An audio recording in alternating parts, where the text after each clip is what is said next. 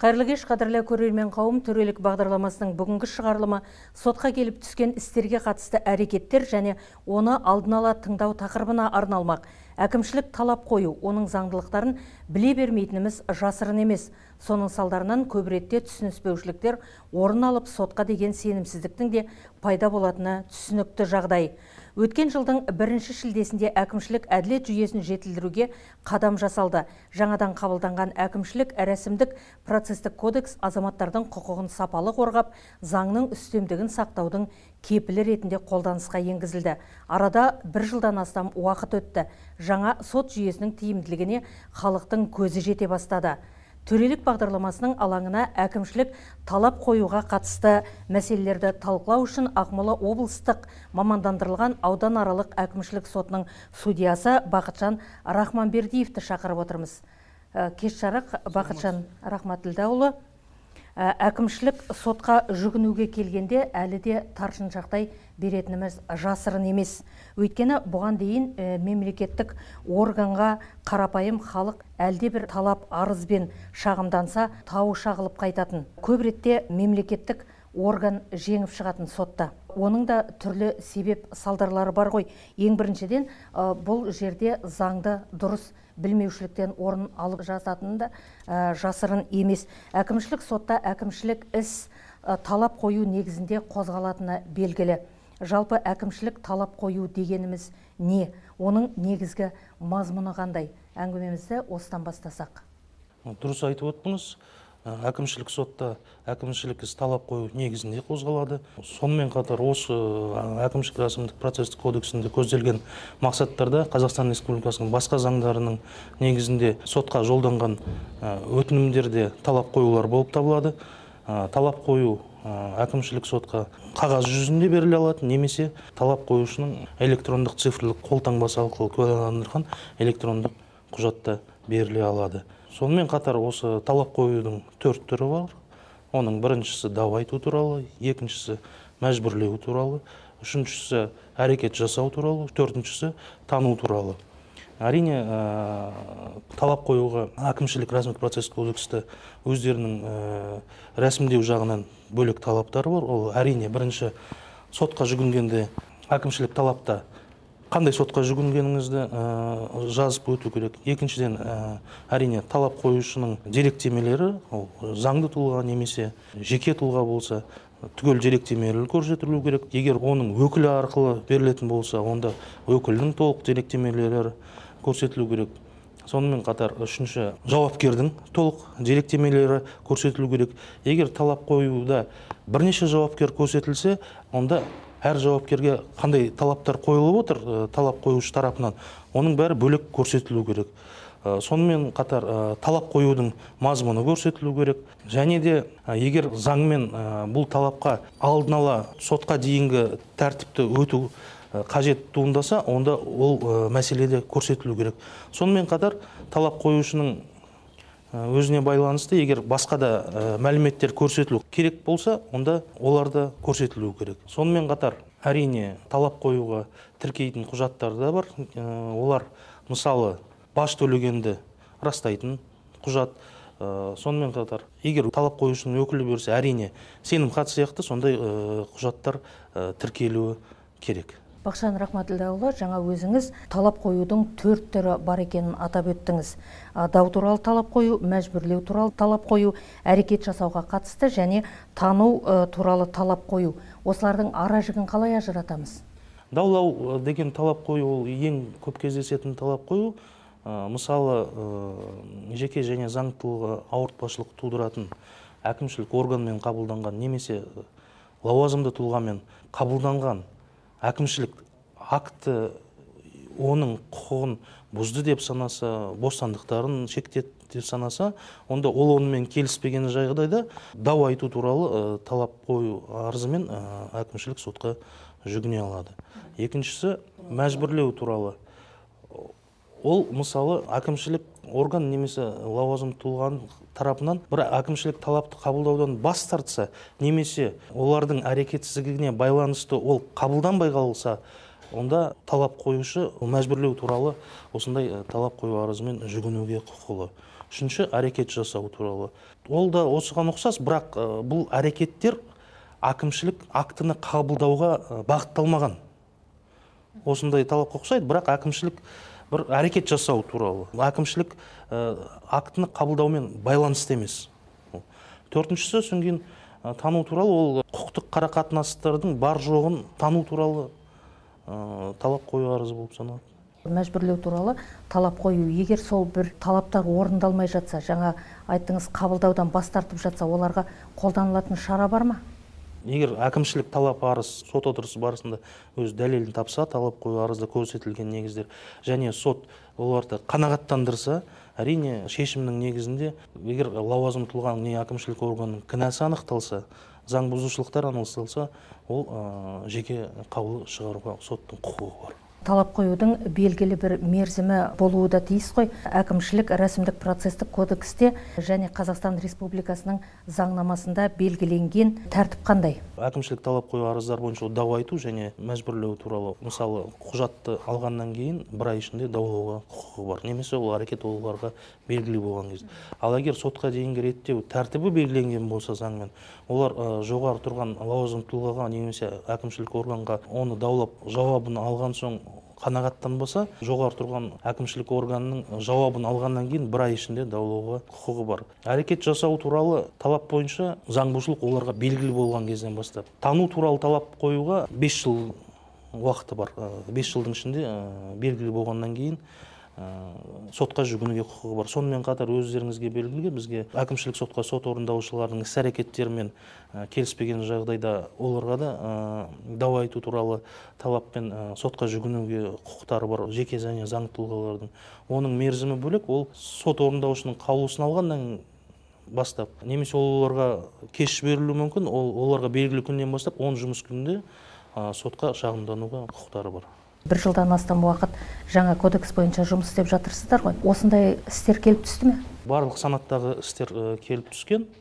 Сонымен қатар айтайын дегенім, сотқа жүгіну мерзімі дәлелді себептермен өткізіп алса, басқа органдарға заң білместен жүгінген, немесе басқа да дәлелді жағдайлар орын алса, онда сол мерзімді дау айту туралы талаппен қатар, сол мерзімді қалпына келтіру туралы арызбен бізге жүгінуге құқықтар бар. Тараптардың бұл мәселе азаматтық процестік кодекстің қағидаларымен реттелген. Себебі дәлелді болса, әрине ол қалпына келтірілуге болады. Бақытжан Рахматілдаұлы, тағы бір маңызды мәселе, ол келіп түскен істер бойынша соттың әрекеті, алдын ала тыңдау үдерісі. Бұл реттегі судьяның алғашқы әрекеті қандай болуға тиісті? Арыз сотқа келіп түскен соң, талап арыз. Бағана өзім айтып өткендей, іс қозғалады. Содан кейін алдын ала тыңдау жүргізіледі. Ол іс қандай дау болғанына байланысты 10 күнде немесе ең үлкен мерзім ол 20 жұмыс күннен аспай жүргізілу керек. Ол жерде не реттеледі? Мысалы, тараптар талап қоюшы заңды білмеуі мүмкін. Оны қалай жазарын білмеуі мүмкін. Қателіктер, егер түсініспеушіліктер, олар жөнделуге болатын болса, онда сот оларға соны жазуға өз ойын жеткізуге көмектесе алады. Сонан кейін анау процеске қатысушылардың құрамын анықтау керек. Кім жауапкер болады, кім болмайды. Сонан кейін алдын ала отырысында жауапкерге қойылған талапқа өз пікірін білдіруге 10 жұмыс күн ішінде оған сондай ұйғарым жібереміз. Ұйғарымда сол талабымыз орын алады. Соған ол жауап беруге. Сонан кейін бағана айтып өткендей, мерзім өткен ба талап қоюдың, өтпеген ба, соны анықтаймыз. Егер мерзім өткен болса, онда оның тиісті арызбен, мерзімді қалпына келтіру туралы арызбен сотқа жүгінуге құқығын түсіреміз. Оны алдын ала тыңдаудың мақсаты, істі негізінен қарауға тағайындағанда, ол дайын болу керек. Бар жағынан, бір немесе екі сот отырысынан дауды шешуге бағытталған оның бәрі. Соның мақсатында өткізеді. Істі мақсатты барынша бас сот отырысына тағайындау, жай сөзбен айтқанда, жан жағынан. Талап қоюды қамтамасыз ету тәртібі қандай заңмен реттеледі? Талап қоюды қамтамасыз ету тәртібі ол азаматтық процестік кодексімен реттеледі. Бөлек арыз беріледі ол бойынша. Ол арыз егер талап қою арызымен бірге берілсе, 5 жұмыс күн үшін түскеннен бастап 5 жұмыс күн ішінде сот ұйғарым қабылдауға тиіс. Ал ол 5 жұмыс күннен кейін кез келген сот отырысының сатысында берілсе, ол келесі жұмыс күнінен кешіктірілмей шешілуге тиіс. Арнайы заңмен реттеледі дейсіз ғой. Азаматтық процесстік кодекс қағидаларымен реттеледі. Әкімшілік рәсімдік процесстік кодексте шағым берудің бірнеше салдары түсіндірілген. Енді осыған сәйкес әкімшілік актінің қолданысын тоқтата тұрудың күші қашан жойылады? Тоқтата тұрудың күші ол үшін талап арыз қамтамасыз ету тура сол тәртіппен шешіледі. Ол үшін тиісті арызбен сотқа жүгіну керек. Соны қараудың барысымен сот тиісті шешім қабылдайды бұл бойынша, арыз бойынша. Ал егер белгілі бір себептерменен адам мысал үшін арызын беруден кешіктіріп, жаңағы сіз айтып отырсыз ғой, бірнеше жұмыс күнінің өзінің тәртібі бар деп, ол тәртіптен кешіктірілсе де қабылдана бере ме? Бұған мерзім бойынша ондай тәртіп жоқ бұған. Сот істі қарау кезінде немесе сот заңды күшіне енген мерзімге дейін берілуі мүмкін. Ондай 5 күндік деген шектеу жоқ. Кез келген уақытта сот заң ең кешісі сот шешімі заңды күшіне енгенге дейін. Әрине одан кейін оның ешқандай қажеті жоқ, заңды күшіне енген соң орындалуы тиіс. Талап қоюды өзгерту және кері қайтарып алу процесінің жолдары қандай? Қай кезде талап қоюды тануға болады?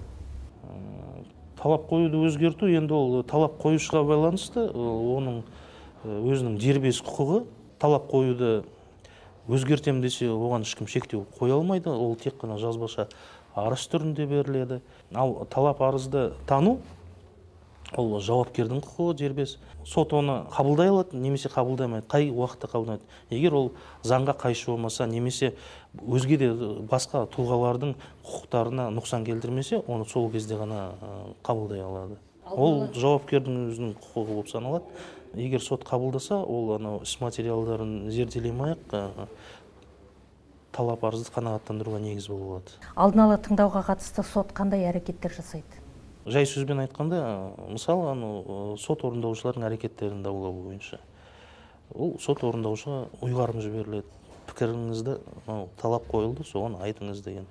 Содан кейін әрине атқарушылық іс өндірісі сотқа сұралады. Оны зерделеу керек қой, оның әрекеттеріне баға беру үшін, оңды немесе солды баға беру үшін.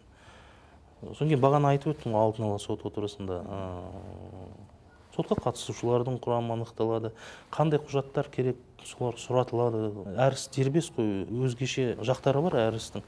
Соған байланысты қажетті құжаттардың бәрі сұратылады. Сонымен қатар талап қоюшының талаптары нақтыланады, оған көмек көрсетіледі, егер түсініксіз болса, егер заңды білмейтін болса, сондай әрекеттер жасалады.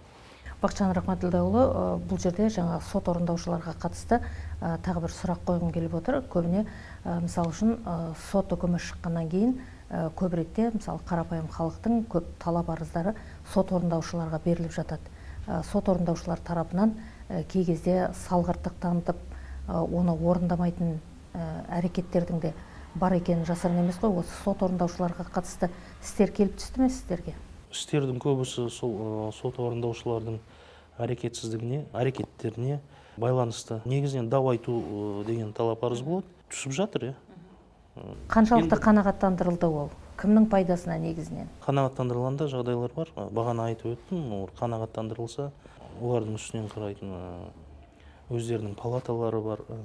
Содан кейін мемлекеттік органдар, мысалы, әділет департаменті, облыстық біздің, оларға шара қолдану үшін, егер талап қанағаттандырылса, заңды бұзу анықталса, істі қараудың нәтижесінде сот тарапынан оларға жеке ұйғарым шығарылады. Ол жеке ұйғарым заңды күшіне енген соң орындалуға міндетті. Олар оны қарап, қандай шара қолданғанын сотқа бір ай ішінде хабарлайды.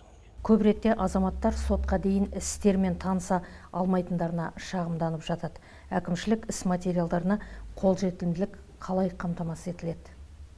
Ешқандай әкімшілік сотта оған кедергі жоқ. Сотқа қатысуға тартылған әрбір тараптың өзінің құқығы ол. Оны ешкім шектей алмайды. Ондай әкімшілік сотта болған емес. Келіп, ниет білдіреді, немесе жазбаша түрде арыз жазады бізге. Оларға қай уақытта ыңғайлы, сол уақытта келіп таныса береді. Істің қай сатысында болса да, ол материалдармен ешқандай кедергі жоқ, ешқандай кедергі. Танысуға құқықтары бар, ешкім шектей алмайды оны. Көп ретте енді бұрындары болды ғой, істің материалдарымен таныса алмай, сот отырысында бірақ барлық материалдармен танысатын фактілердің де кездесіп жатқаны жасырын емес ол. Іс материалдармен танысу олардың құқығы, егер олар ниет білдіріп немесе арыз жазса, оларды іс материалдармен танысу біздің тарапымыздан біздің міндет болып саналады. Сондықтан ешқандай кедергі жоқ, ондай болған емес. Жақсы, рахмет. Бақытжан Рахматілдаұлы бүгін біздің төрелік бағдарламасының алаңына келіп түскен істерге қатысты орындалып жатқан шаралармен таныстырып өттіңіз. Бағдарламамызға қатысқаныңызға алғысымызды білдіреміз. Қадірлі көрермен қауым, осымен төрелік бағдарламасының бүгінгі шығарылымы аяқталды. Эфирде келесі кездескенше аман сау болыңыздар.